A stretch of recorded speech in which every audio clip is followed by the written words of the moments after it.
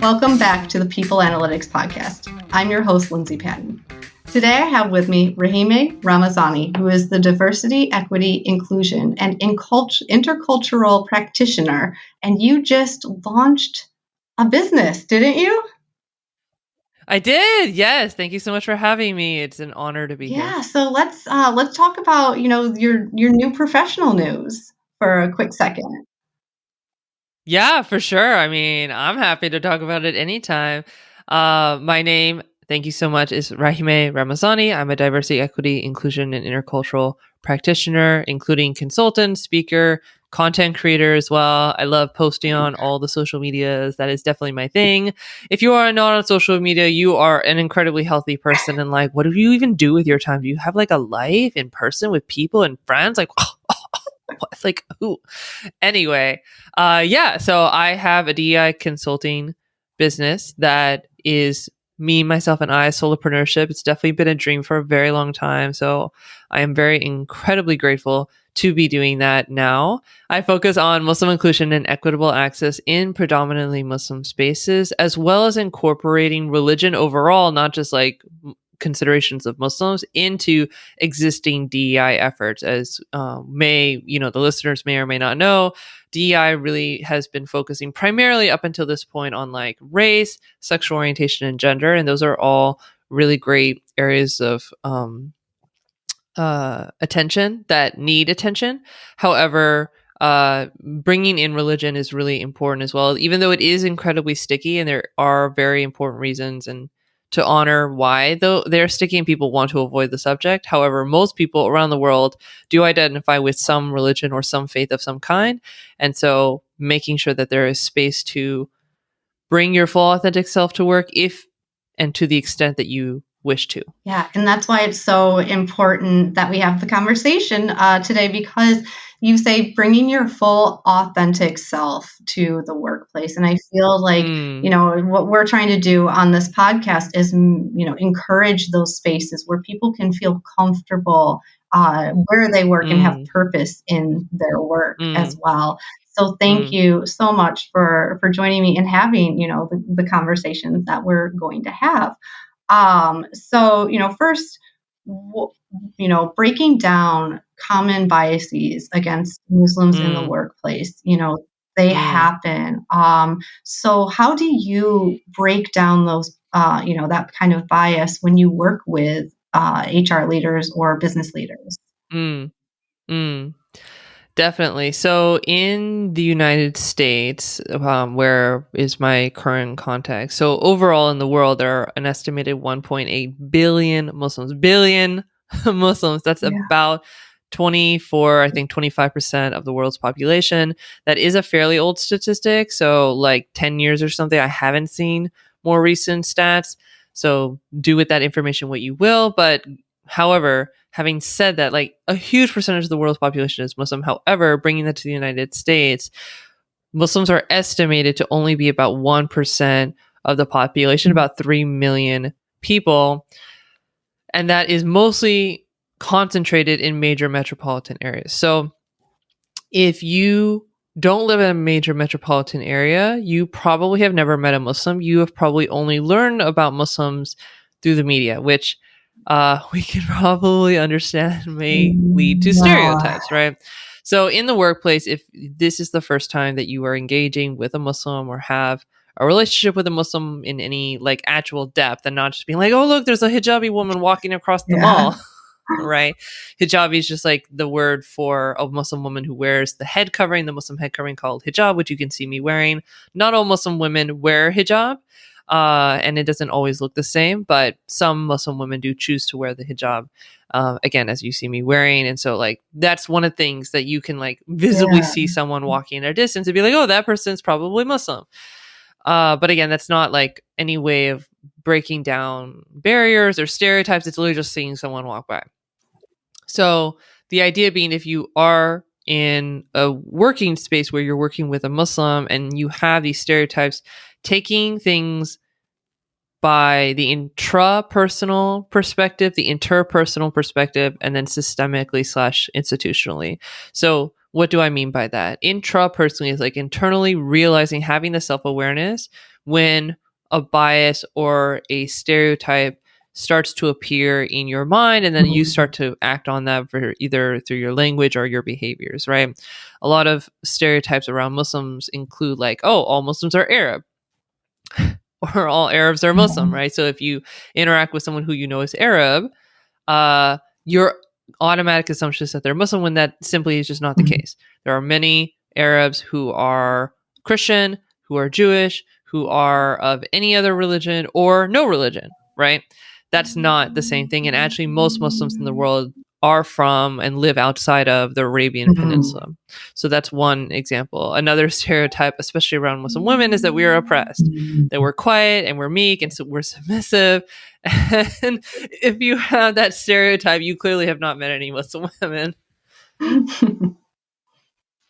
So that is definitely something that if you have a Muslim woman, whether she wears a headscarf or not, though I'm probably guessing, especially if she does wear a headscarf, because you would probably think, if you have that stereotype that you've absorbed, not necessarily by your choosing, but being aware, again, now having that self-awareness that you do have that stereotype that you've absorbed, that, oh, Muslim women are oppressed. Oh, maybe that translates into thinking, oh, this person is not going to be a good leader, not a good manager. This isn't going to be someone we want to promote. Or this is someone who is just playing at her career until she gets married or has children or so on, right? Like, you can, like, all of those things. If she is naturally a quiet person, like Muslim women are, some are extroverted, some are introverted, some are talkative like me, some are not talkative. Like, we all have different personalities, and that's just inherently to them as an individual. But if she is like naturally a quiet person and it's not super chatty, does that play into the stereotype that, oh yeah, look, she's so oppressed? Like, no, that's just literally her personality. She just doesn't have anything to say, right? But now all this judgment around all of Islam and all of Muslims based off this one person, and that's so much pressure. It's not on her to carry the weight of all of other people's thoughts around a whole group of people. Muslim men very much thought of like as oppressors, or like they're beating up their women, or they're beating up, not necessarily like physically, but like oppressing their wives, their daughters, their mothers, their sisters, whatever, what have you. And so Muslim men might feel a lot of pressure to like be very like overly soft, right? To just put on a protective layer so that others don't, oh, you're so harsh, or oh, you're so insert negative quality here. So there are many, this is just some of the Muslim stereotypes that people have. So the idea being is not necessarily to like have a list of all of them. I'm sure there are some that I know. I'm sure there are a lot of stereotypes that I'm not even aware of. The idea being is that everyone has enough self-awareness and has developed, actively gone out of their way to develop enough self-awareness to be able to determine, oh, I realize when a bias or a stereotype is coming up in how I'm thinking and then how I behave and act around this other person. An example I can use for myself, obviously not necessarily, like, well, I mean, people internalize biases about their own group. So in this case, my example is not about Muslims, though. So using myself as an example, even as someone who works in diversity, equity, and inclusion, I have a master's degree in intercultural communication. So like getting to know people of different backgrounds is like literally my thing. So even with that, right? Like no one is perfect. That's not the goal, is to be a perfect person and never make mistakes. It's, you will make mistakes, and how do you bounce back from those and like take accountability is huge, and then move forward. So going back to my example, so my mom was taking a course, or signed up for a course from like a public speaking course from this person that she had met and gone to their program, like their intro speech about pitching their program. And she signed up and she was telling me about it. And I had heard this person, it was like a webinar. I had heard this person talking on the recording, and they speak with a specific ethnic accent in English, right? And when my mom told me that she was going to be paying money, like a lot of money to participate in this person's program, my gut reaction was to like doubt this person's credibility, be like, Mm. really? Like this person?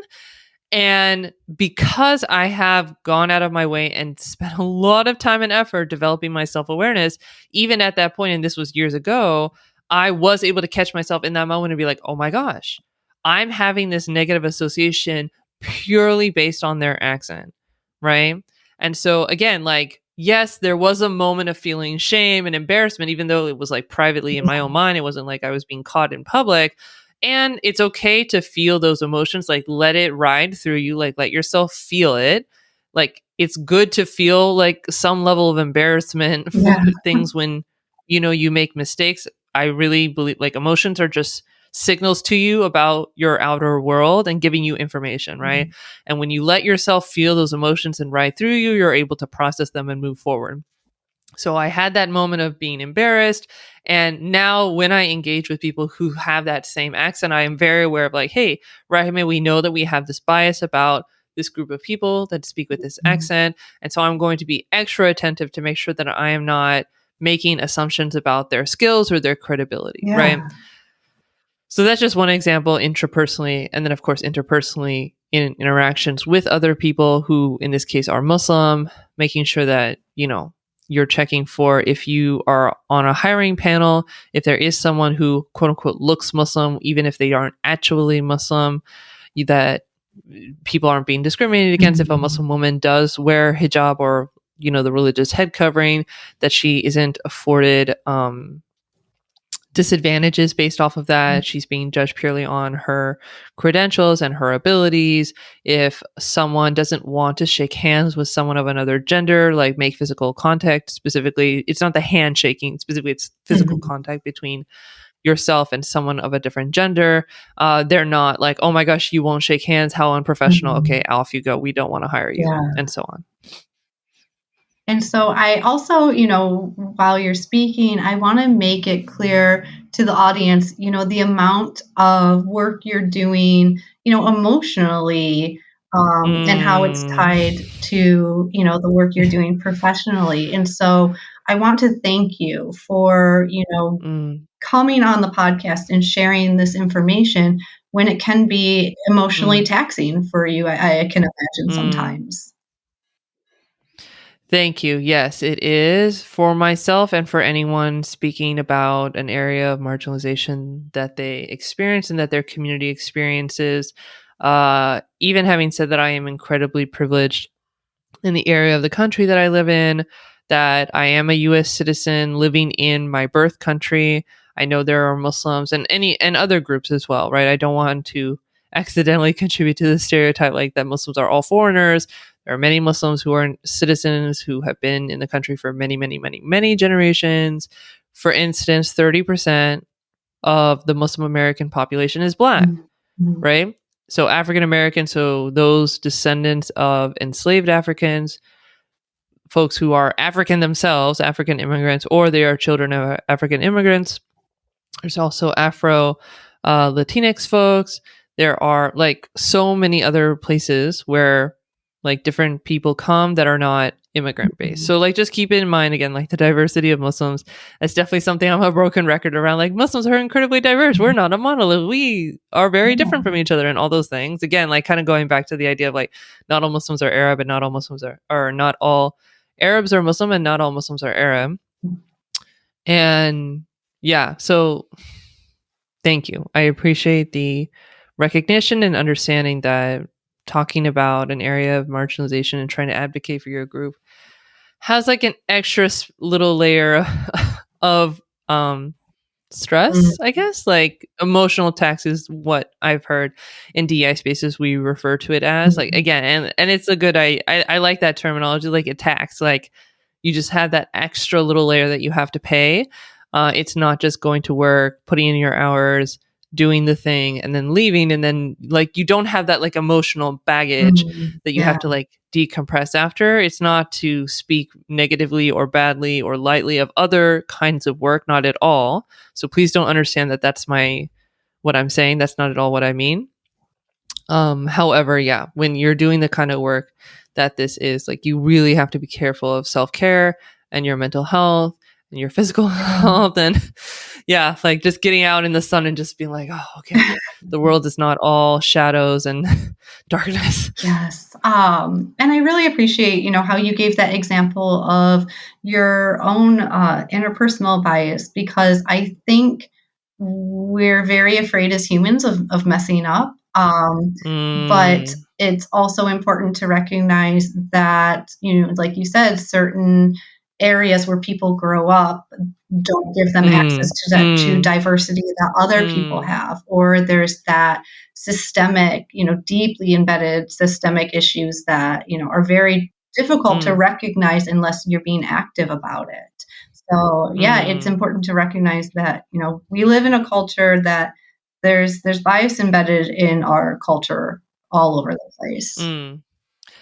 Yeah, so it's interesting that you say that, and thank you. In DI spaces, there's a lot of dislike for kind of the mindset of like taking people where they're at, and I understand why, because usually taking people where they're at is an excuse for people to like dodge accountability, Mm. right? And just be like, oh, this is just how I am, and you just have to accept me. And like, okay, so that's not cool. Like, we're not gonna like dodge Yeah. accountability, or oh, I don't know any better. It's like, okay, well, you should know better, and like, you're an adult, you can learn, you can take accountability and move on. So I appreciate the criticism of it from that perspective. However, what I would add, and this is what I love about my intercultural communication background being tied into my DEI work, is that all of us, no matter what our identities, privileged, marginalized, disadvantaged, advantaged, whatever, and the combination, most people are have combinations of privilege and disadvantage. Um, is that none of us are like 5 years old, 8 years old, 10 years old, 12 years old, surrounded by our caretakers.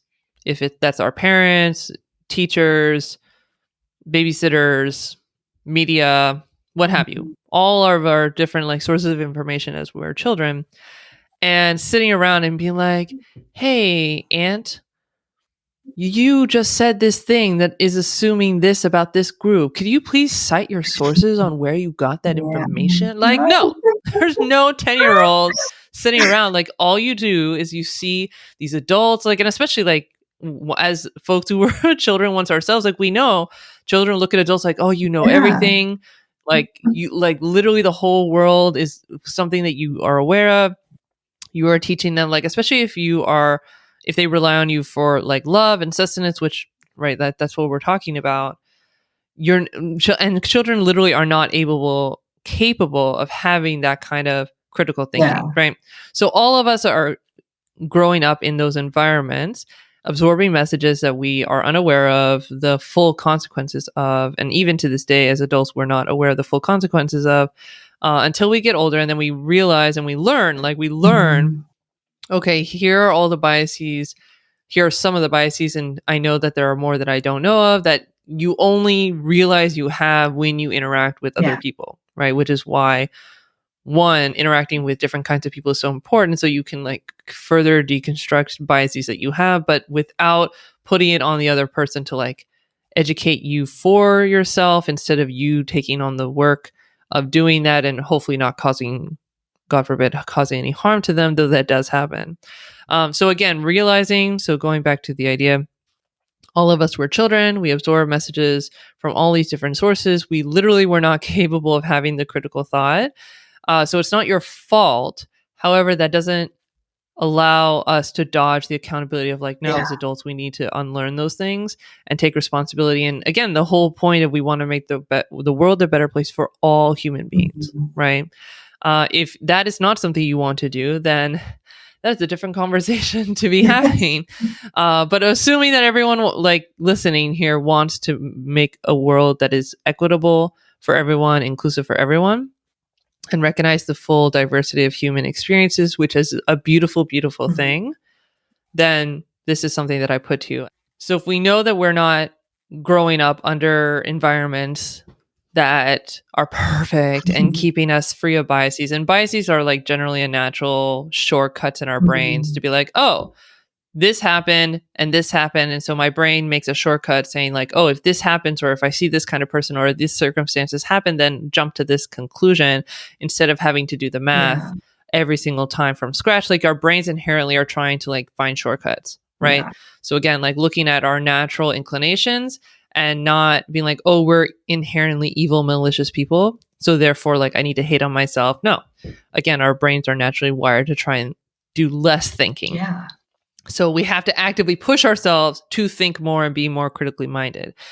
Tying that into with the idea, and this is something that I very much had to learn, and I advocate a lot for those who either are at the beginning of their DEI career or other folks, honestly, like ever engaging with this kind of work, social justice, DEI, or what have you, is the idea if you are, especially if you're a recovering perfectionist, which I am for sure, is the idea is that I had in my mind that the goal was that, okay, if I put in the work and I put in the time and effort, I am going to reach this perfection stage that I will never cause harm. I will never make any mistakes. I will never commit another microaggression again. I will never be called out or called in because I'll be perfect. I just won't ever make a mistake. And that's the goal, right? And anytime I made a mistake, it was like, shame on you. You have not gone to that perfection state yet. You are still vulnerable to critique, Yeah. and you need to work better to be perfect.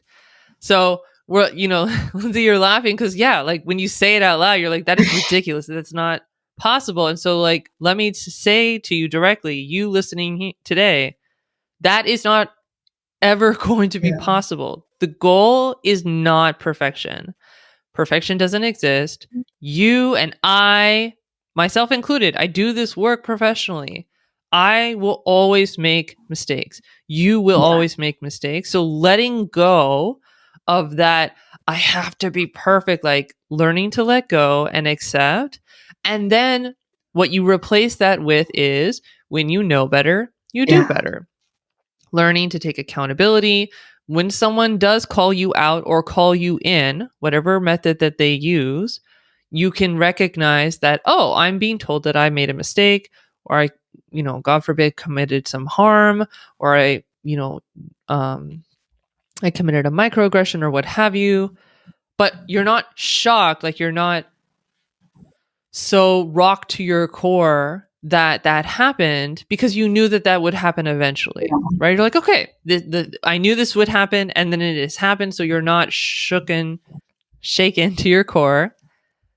You're able to bounce back. And then how do you respond? Okay, how do you take accountability? Do you need to apologize? How do you apologize? How do you apologize with sincerity and respect, respecting that person's boundaries, not expecting them necessarily to forgive you or that they need to do something to make you feel better? Mm-hmm. And then how do you take that as a learning moment into the future so you don't make that same mistake, hopefully, again, into the future, knowing that you will make other mistakes Mm-hmm. and going on from there, Nice. right? And so for me, I know when I get called out or called in, like it's still difficult. I don't want to pretend that it Okay. isn't. However, it's not the like, I'm a failure as a human being the way it used to be, because I knew I would, like, and I know I will continuously, So right? for So, audience members that aren't sure the difference between being called in or called out, could you identify mm, the two? mm, mm. Yes, thank you. That's an excellent point.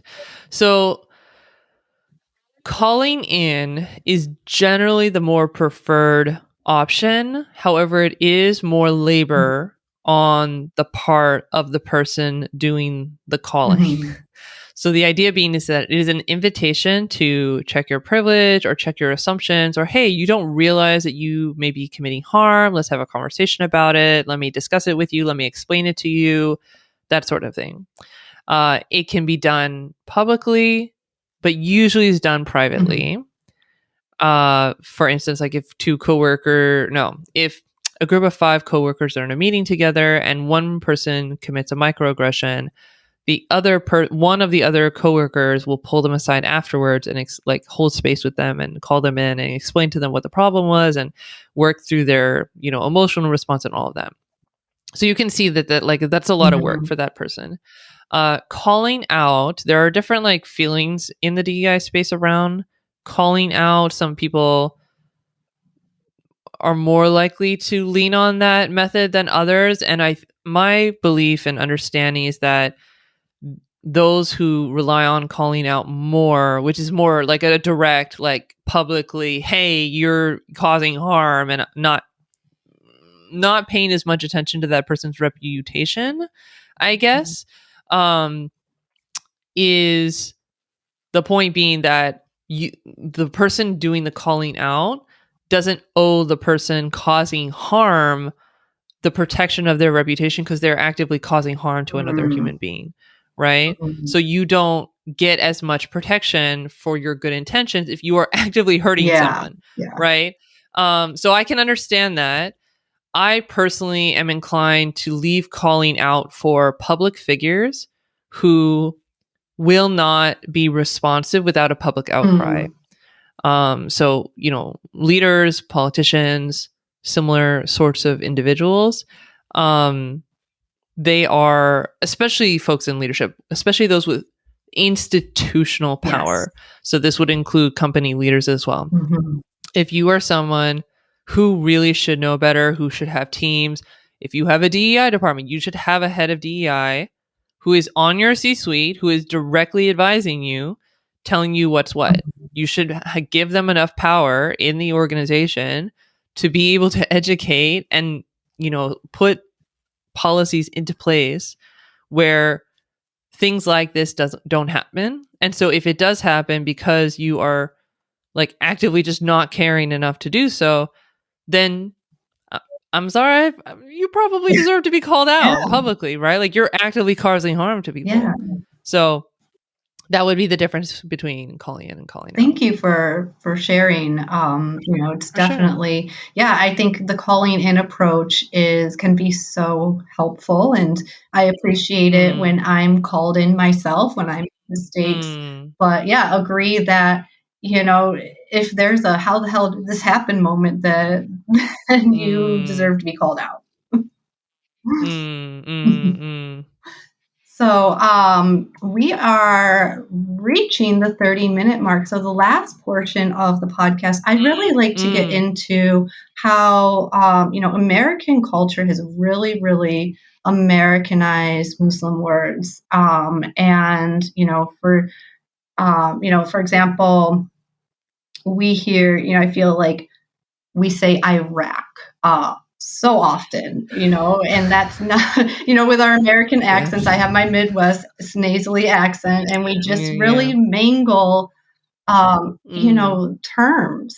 So can we discuss that for the last part of the interview? Sure. Yeah. So like for me, what comes to mind is my father's from Iran. And so for me, like Iraq is like Iraq, not Iraq. Iran, not Iran. Sorry, I'm just laughing. Just Iran. Yeah. And that's the thing. Like I know I have friends from Pakistan, which I, as someone born and raised in the United States who speaks with an American accent, English is the only language I speak. American English is the only language I speak. I say Pakistan, but when I talk to my friends from Pakistan, they say Pakistan. So even then, like I know that I'm not pronouncing it the way that they would.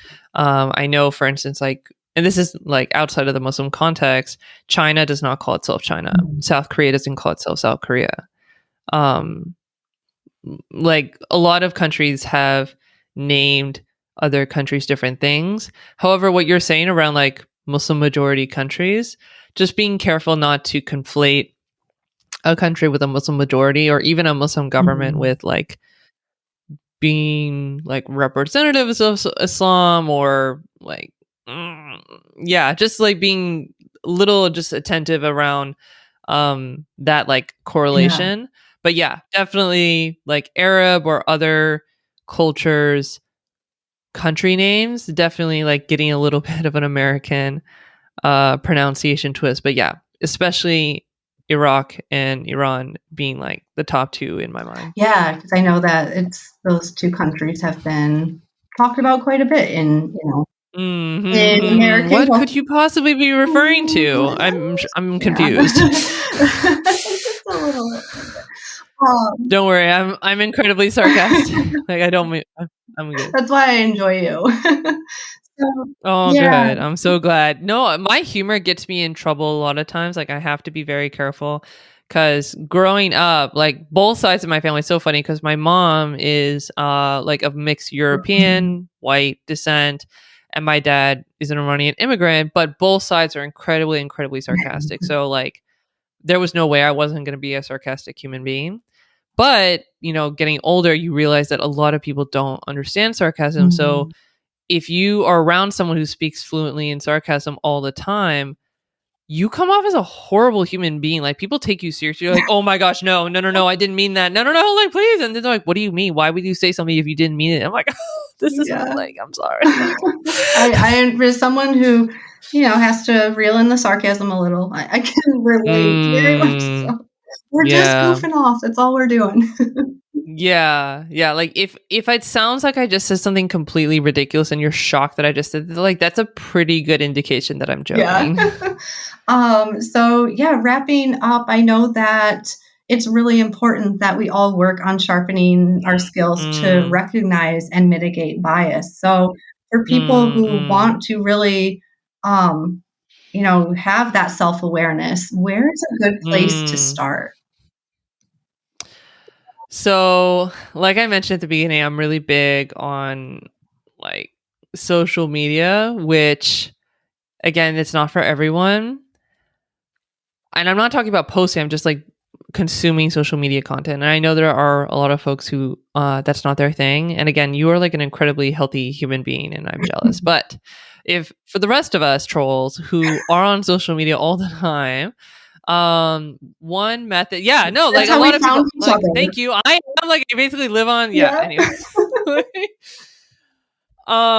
So what I love about social media is being able to learn about different groups across time and Yeah. space without like having to be in person, because again, like using Muslims as an example, in the United States most Muslims are in major metropolitan areas, and even then, like again, it's only like 1% of the US population. The fact that you would have to go out of your way to like meet Muslims, and then it's like, are you friends with Muslims just to like collect your Muslim friend card? Like no one wants to be your like Yeah. tokenized identity friend. Like no, don't do that. So alternatively, what I love is go on social media, whatever site you prefer, right? I'm really big on LinkedIn and I really like TikTok, which is really weird and funny because it's like totally different sides of the social media spectrum, but I really love it.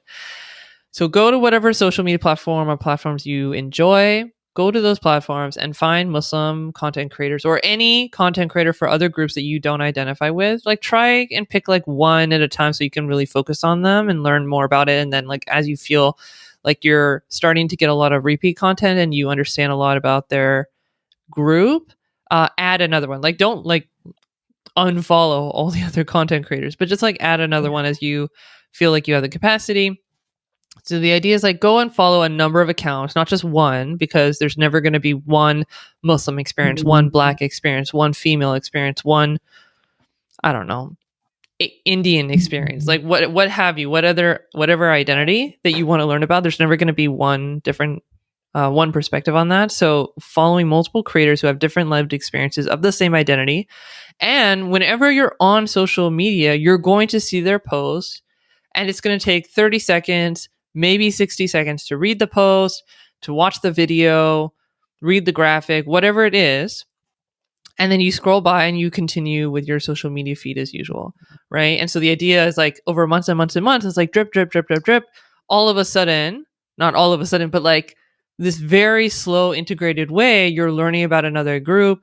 If you read the comment sections, other folks from other identities who aren't necessarily content creators might add their own 2 cents, and you get to hear these other perspectives as well. That has been, for myself, again, as someone who's on social media a lot, such an incredibly like accessible, doable way when you're really busy with life and you don't have time to like go attend festivals. Or like I would love, for instance, to go to a bunch of religious centers of different religions and attend programs to just like get an understanding of their religions and how their programs work and stuff like that from an interface sense. That would be amazing. I don't necessarily have time to do that, but I can go follow 10 or 5 to 10 accounts from different religious groups. And as I'm on social media, I drip, hear about their identities, their different holidays, what that looks like. They post pictures, they post videos, they share videos and content from other creators, and so on. So that is something that I find is incredibly doable for very busy people who want to be inclusive and learn about other groups. And also, again, the idea being that these content creators are already putting out content, like they're doing the Yeah. labor, and you're not going again to your like tokenized identity friend to like educate you from scratch. They were already going to do those things. And of course, please do support those creators in the forms of like likes, engagement, comments, watching the full video, sharing it with friends and stuff, because a lot of work goes into creating content on social media. If you don't create content on social media, you might not, necessarily be aware of it, but it is a lot of work. And most folks are not being paid for it. And again, especially if you're benefiting educationally from it, it's really, really wonderful to just, subscribe to their channels or follow them or like things. It really is supportive of content And creators to do Rahimeh, that. I want to uplift you for a minute because, as I mentioned, we've met each other through social media, Yeah. and Yeah. I am just in awe of how dedicated you are to creating content. And what I really like about your content is, it has, those moments where you're educating, but then you have funny moments of just like your life, and it's like 10 Yeah. seconds, and it's Mm. digestible. It's, it's sharing your life in addition to sharing best practices.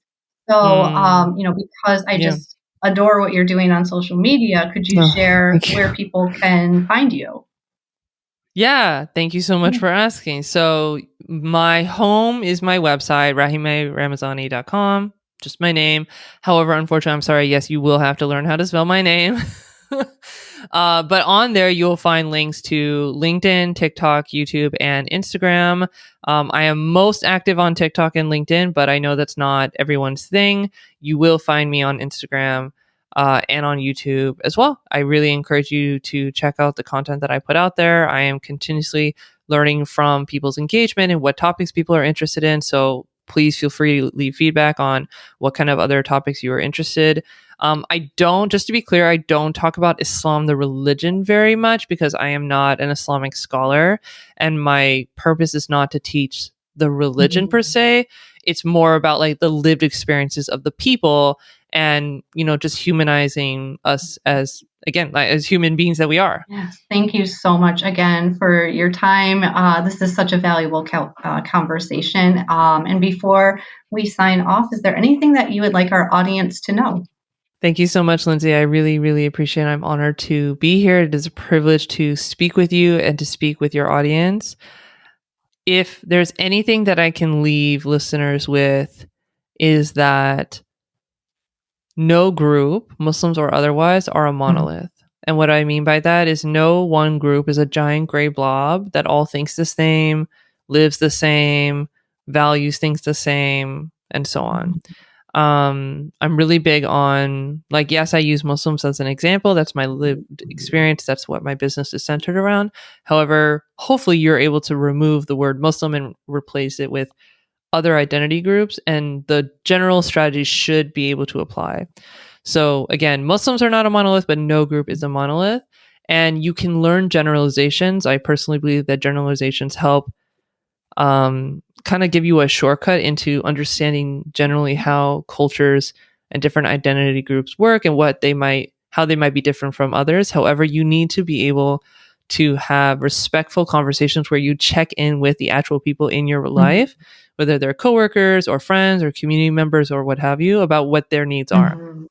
Because if you assume things about them, like, honestly, assumptions are like the worst thing. Like, anytime you assume something, every time I assume something about someone, I'm like, it embarrasses me every single time. So getting really, really good about learning generalizations, but then having respectful conversations to check in with the other person. Amazing.